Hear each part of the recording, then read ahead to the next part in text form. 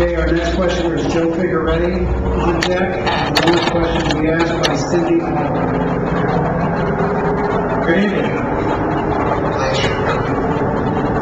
I'm a graduate accountant. Graduated from WVU in 1964.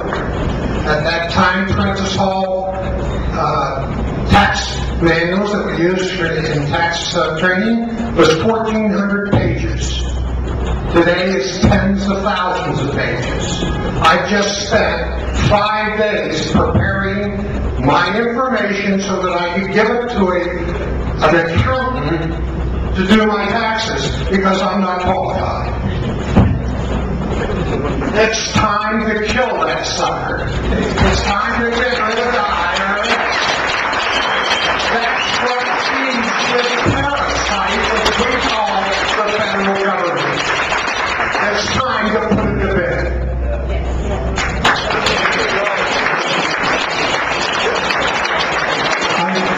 I presume the question there was to ask the candidates if they agree with you. That's pretty much it.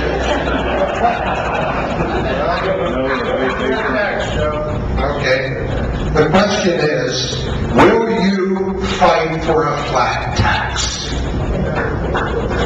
Mr. Stark. Okay, I'm gonna give you two sides of that coin. I don't believe that flat tax is the right answer, but I will fight to eliminate the IRS and go with fair tax because I believe the fair tax or better than anything, makes the entire cost of government transparent to every person that buys anything. It is right out there in front of them. The flat tax is still an income tax. It's a tax on production as opposed to consumption. And there's a whole lot of things that happen when that is eliminated. You improve the investment outlook, you improve the amount of capital flowing back into this country, you bring jobs back to this country, you eliminate business taxes, you eliminate payroll taxes, you walk away with 100% of your paycheck when you get it, and there is no need for the IRS because you pay your taxes when you buy something, and only when you buy a new product.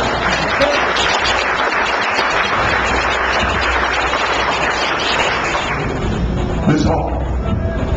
As I've said, we need to bring government back to the states and get rid of the IRS.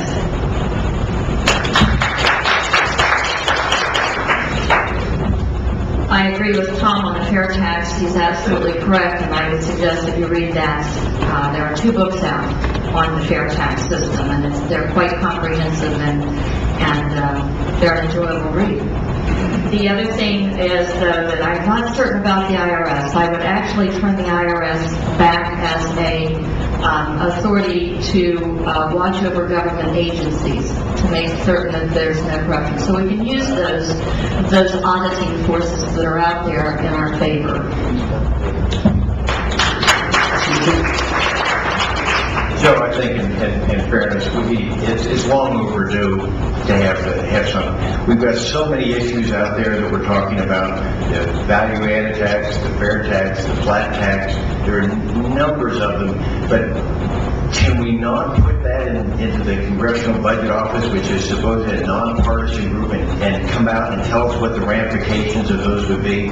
I think they all have incredible opportunities, and I think something will come good from this if we can get the CBO to come out with something and tell us what are the ramifications of that, what effect it would have on corporations, on hiring, what effect it would have on individuals, what it would have on the states.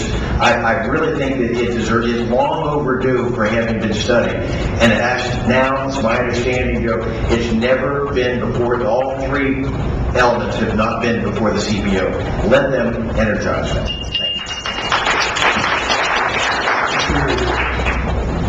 Joe, I feel your pain. I'm right there with you.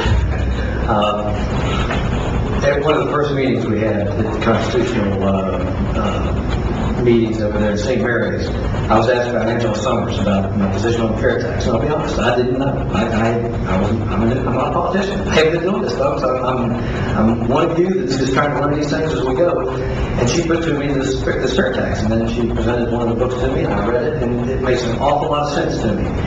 The concern is whether that is the best. Right now, it's the best that I've seen. Is there another one out there? I don't know, because I'm just now getting into that. I want to listen to the tax experts. I want to listen to the folks who tell us. But I can tell you, that Tom hit the nail on the head. I think the consumption tax is doing the right things. It's taxing. Whenever you tax, you disincentivize it. You reduce the desire to do something. And so we're taxing the wrong things when we're taxing income. We want to encourage people to save, so we want to tax the consumption. I think that's what the fair tax does. I will fight with all my being to get rid of the burden on the IRS. Thank you, candidates. The last question will be asked by Cindy Oliver. Make it a good one. Thank you. If you don't mind, I would like for each of you to answer this. When do you believe life begins? I'll start off, as I'm aged and that's you down there. Conception.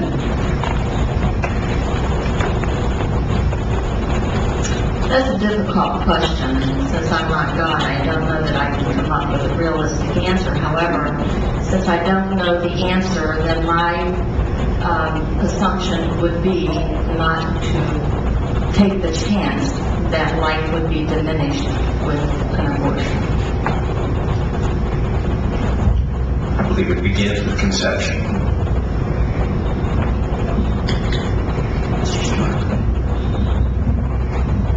Well, I have no doubt in my mind that it begins at conception, and I think everything should be done both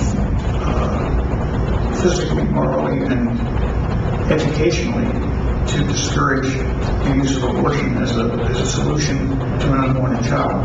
There are tremendous opportunities in this country through adoption and other legitimate methods of providing a child with a good home, and every one of those should be exhausted before any thought into an abortion should be given. I certainly support the concept of what the legislature did with a requirement that a person requesting an abortion can offer the opportunity to view an ultrasound, but I think they took all the teeth out of it when they didn't make it a requirement that she view it before the abortion.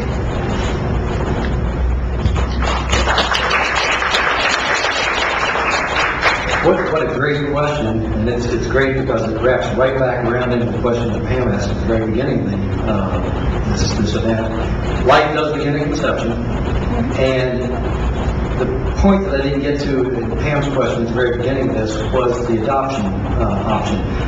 Back in the 1990s, right after the wall came down, I went on missions to pass out Bibles over in the former Soviet Union.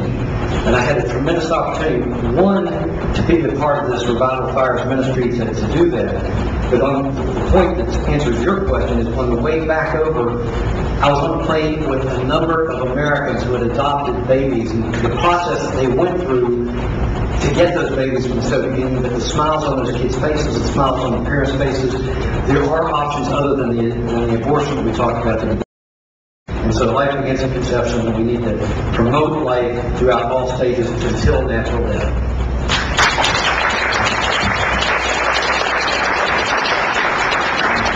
Well, that concludes the question and answer portion of the forum, and looking at the cards, it looks like you answered 15 wide-ranging questions. Thank you for doing that.